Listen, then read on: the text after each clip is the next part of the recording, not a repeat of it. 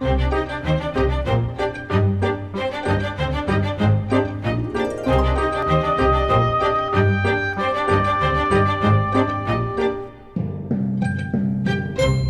et messieurs, bonjour.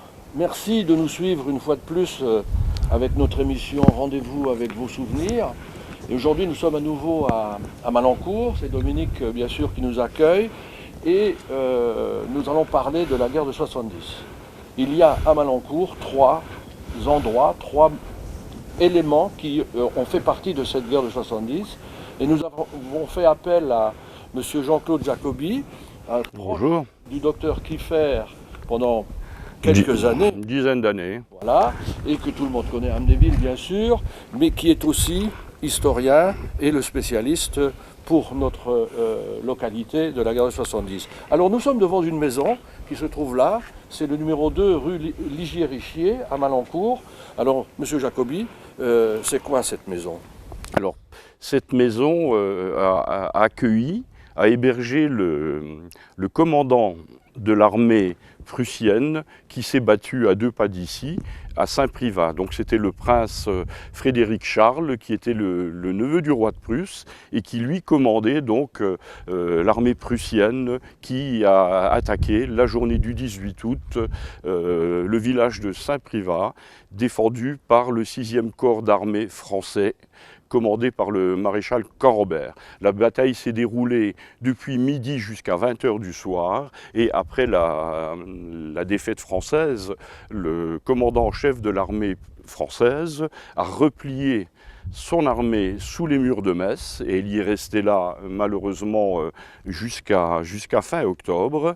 Et dès ce repli, le prince Frédéric Charles, qui commandait donc cette armée prussienne, a engagé le blocus de Metz. Le siège de Metz, Metz a été complètement encerclé à partir du 20 août 1870. Donc du 20 août 1870 jusqu'au 26 août, le prince Frédéric Charles avait établi sa résidence dans une maison à Doncourt. Et à partir du 27 août, il est venu ici avec son état-major qui était installé de manière complète dans le village et lui-même résidait dans cette maison où il a habité donc du 27 août jusqu'au 7 septembre.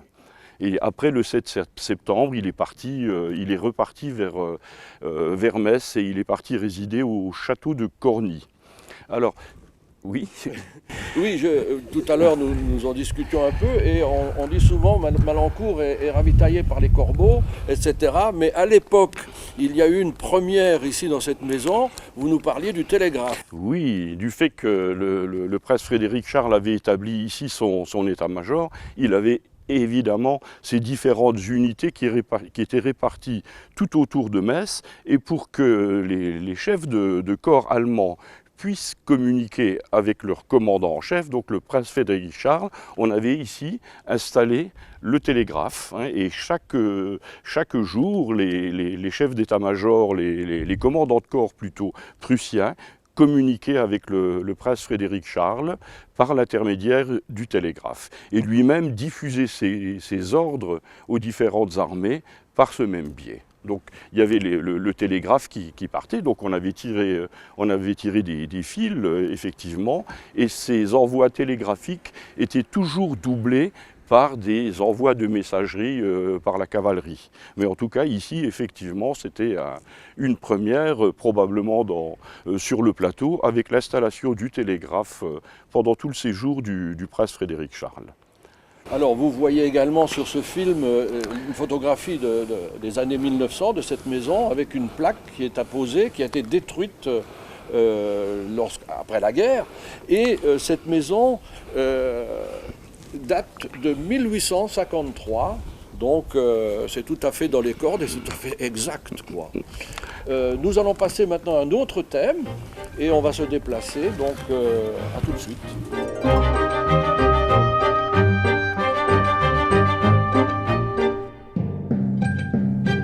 Voilà, donc deuxième station, et je dois dire que je ne connaissais pas cet endroit. Je pense que les Malancourtois, les Malancourtoises connaissent cet endroit, mais à Amnéville, est-ce qu'on le connaît? C'est grâce à Jean-Claude Jacobi qu'on le découvre avec vous, et il va nous expliquer de quoi il s'agit. Alors au soir de la bataille de Saint-Privat, donc le 18 août, au plus fort de la bataille, le maréchal Corrobert repoussait sans cesse les assauts de l'armée prussienne, et notamment de la garde du roi de Prusse qui venait de l'ouest, donc de Sainte-Marie-aux-Chênes, et qui envoyait des vagues successives de fantassins, habillés tout en noir avec leur casque à pointe, qui montaient à l'assaut de Saint-Privat. Et Corrobert résista jusqu'au soir, jusqu'aux environs de 19h, et il était à court de munitions. Munitions qu'il avait réclamées, mais que ne lui envoya jamais Bazaine. Il faisait malgré tout face, avec son peu de munitions, et il a décimé la garde royale du roi de Prusse, qui était composée de 6000 hommes qui ont monté là à l'assaut, et 3000 sont restés sur le champ de bataille, dans la plaine entre Sainte-Marie-aux-Chênes et Saint-Privat. Plus tard, le roi de Prusse, Guillaume Ier, devenu empereur allemand après la victoire allemande sur la France à l'issue de ce conflit, le roi de Prusse, Guillaume, dira souvent, répétera souvent, c'est là que repose le tombeau de ma garde. Et pendant que Corrobert faisait face donc à ces assauts de la garde prussienne donc, qui lui faisait face, l'armée saxonne a débouché depuis Montois-la-Montagne et par Roncourt a pris l'armée de Corrobert de flanc.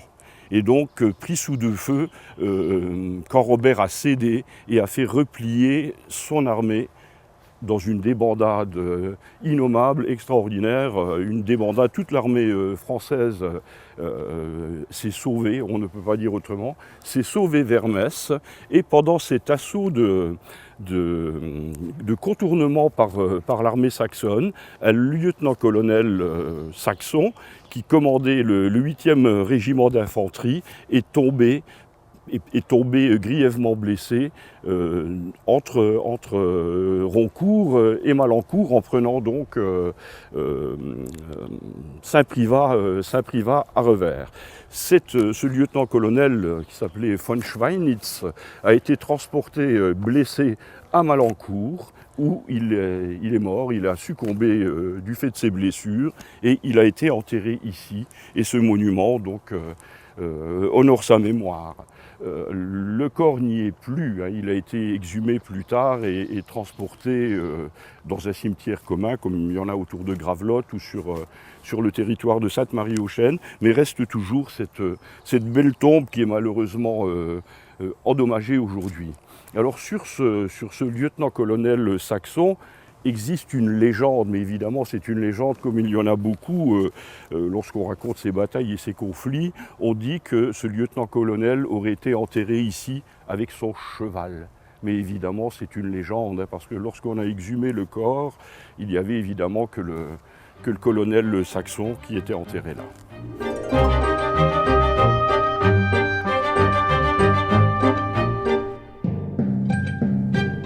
Voilà, nous sommes maintenant dans le musée de la carrière de Jaumont, l'espace Simone, avec M. Maillan. C'est la troisième étape, la troisième station. Et nous allons parler d'une anecdote totalement folle qui s'est passée à cette époque-là et qui est une fausse information qui a été envoyée d'ici vers Paris par télégraphe.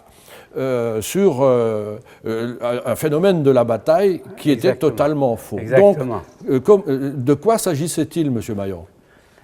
C'est tout simplement la bataille de Saint-Privat, cette grande bataille qui a existé. C'est une bataille qui est considérée comme la deuxième bataille la plus meurtrière de tous les temps. Alors donc c'était l'importance, c'était ça. Deuxièmement, c'était la bataille jugée entre le temps et les effectifs posés. Alors on a dit, bon, on peut en discuter sur les milliers d'hommes, mais toujours est-il, c'est que la cavalerie du général Corrobert avait balancé dans la carrière de Jaumont au moins une trentaine de mille hommes. Oui. Bon, alors la question qui se pose, quand je fais visiter, les gens me posent la question, mais où c'est qui sont les chevaux et tout ça. Ben, je dis des chevaux, j'en ai jamais trouvé, qu'un seul, celui qui tirait les wagonnets. Voilà. Donc comme vous l'avez dit justement, c'était une fausse dépêche et qui a été reprise et était seulement, d'après les historiens, que je suis un petit peu, disent que la dépêche a été démentie qu'à partir de 3 mois après. Pendant 3 mois à Paris, on a cru que c'était une victoire, hein, alors que c'était une défaite. Donc pour remonter le moral des Parisiens, on avait envoyé ces faux dépêches qui disaient que, effectivement, les Allemands, que c'était presque une victoire. Et il a fallu 3 mois pour que cette victoire soit démentie. Enfin, disons que là, les avis sont assez partagés sur la façon d'aborder les choses. Mais ce qui est important de savoir, c'est qu'il a été annoncé donc que les troupes françaises ont repoussé les Prussiens devant cette falaise de la carrière de Jaumont, et ils les ont précipités dans le vide. Ce qui fait qu'ils se sont empalés les uns sur les autres, les chevaux, les cuirassiers, les dragons, les canons, enfin, etc. Et puis vous avez donc toute cette information qui se trouve sur ce panneau, ici, au musée Espace Simone à Malencourt. Et il y a d'ailleurs un petit livret qui a été fait par M. Maillan qui explique toutes ces informations. Et le détail surtout, c'est qu'il y a 2 témoignages de l'époque concordants qui nous semblent être montés par les militaires qui ont voulu envoyer ça. Donc le premier message, c'était... Le premier message était que, c'était un commandant vétérinaire, donc une personne importante dans l'armée, et l'autre c'était un voiturier. Et ils font à des mots près exactement les mêmes choses. Et ils ne se connaissaient pas. Alors le point qui est intéressant de savoir, c'est comment 2 personnes qui se connaissaient a donné exactement une fausse bataille. Hein, alors qu'ils ne se connaissaient pas. Et ça corroborait d'un mot à l'autre presque l'un ce que disait de l'autre. Alors, imaginez, c'est évident qu'à cette époque-là, beaucoup d'informations étaient lancées pour essayer de rassurer les gens qui partaient à la bataille ou les Français de toutes parts. Les Parisiens. Et donc, le télégraphe était quelque chose de nouveau. On connaît aussi l'épisode de la bataille de Reichshoffen, où la bataille, c'était pas à Reichshoffen, c'est parce que le télégraphe est parti de Reichshoffen qu'on a appelé comme ça, mais la bataille, c'était à Wörth. Et en fait, les choses allaient très vite et après étaient démenties. Et on disait aussi que la bataille, c'était à Gravelotte que ça s'est passé, or que le nœud de la guerre de 70, là où on a perdu la guerre, c'est quand même ici à Saint-Privat. Merci Monsieur Maillan, et nous sommes vraiment très très heureux, très contents que vous puissiez montrer et démontrer dans votre musée des aspects de ce passage ici sur notre terre lorraine. Monsieur Maillan, merci beaucoup, et puis de nous avoir accueillis ici. Et nous allons passer maintenant à Monsieur Jean-Claude Jacobi qui va faire le final sur ce phénomène du canard de Jaumont. En fait, cette nouvelle qui a été réellement diffusée est partie d'ici, du champ de bataille de Saint-Privat, on ne sait pas trop comment, par l'intermédiaire du sous-préfet d'Étain qui a télégraphié cette nouvelle au gouvernement impérial à Paris, qui était dirigé par le général comte de Palikao. Donc il reçoit un télégramme qui lui dit que l'armée de Bazaine avait effectivement repoussé 30 000 cavaliers prussiens dans les carrières, ils disent même dans les falaises de Jaumont. Et aussitôt, pour diffuser cette nouvelle, le gouvernement Palikao a télégraphié cette information dans toutes les préfectures de France en leur demandant de diffuser cette nouvelle. Et dans tous les départements, les préfets ont réalisé des affiches avec les armes impériales où on explique que le général le maréchal Bazaine aurait repoussé 30 000 cavaliers dans les carrières de Jaumont. Et cette affiche a été suivie par des gravures de colportage, comme on connaît les gravures d'Épinal. Il y a plusieurs gravures qui ont été faites par des imagiers de l'époque, et notamment une gravure par un imagier de Lyon qui représente une magnifique gravure en couleur, qui représente l'armée prussienne en train de dévaler avec les chevaux, les charrettes, les baïonnettes, etc. Et il y a d'autres affiches officielles qui ont été diffusées de la même même façon dans tout le pays. Et effectivement, si le gouvernement a rapidement démenti, après, en ayant connaissance, après le 20 août, de la réalité de la défaite de Saint-Privat, le gouvernement en a eu connaissance, mais la légende a continué à perdurer, justement par la diffusion de ces différentes affiches et de ces gravures, quoi. Mais en réalité, c'était effectivement une fausse nouvelle, et on connaît malheureusement au soir de la bataille de Saint-Privat, la défaite française, qui pour moi a signé la défaite de la guerre de 1870, même si celle-ci s'est poursuivie après la chute du gouvernement impérial par l'armée républicaine. Elle s'est poursuivie jusqu'en février 1871.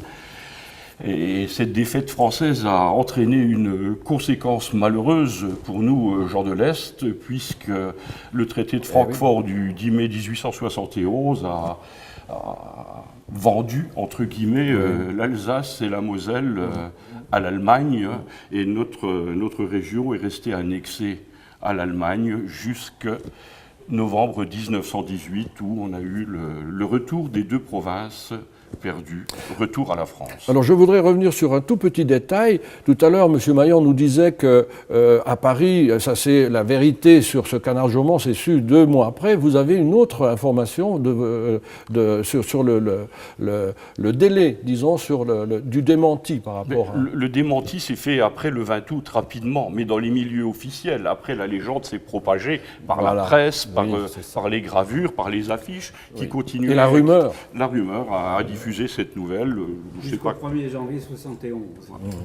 Très bien. Messieurs, je vous remercie infiniment parce que ce sont ces genres de témoignages que nous avons besoin d'apporter à nos amis amnévillois, malheur-courtois, amnévilloises, malheur-courtoises. Et puis nous avons aussi aujourd'hui, on va fêter quelque chose aujourd'hui au niveau de notre association, c'est que nous fêtons le 1er anniversaire de la création de cette collaboration avec ATV sur cette émission Rendez-vous avec vos souvenirs, et nous vous invitons à aller boire un petit coup tout à l'heure chez notre ami Dominique Cusocréa qui habite ici à Malancourt. Voilà.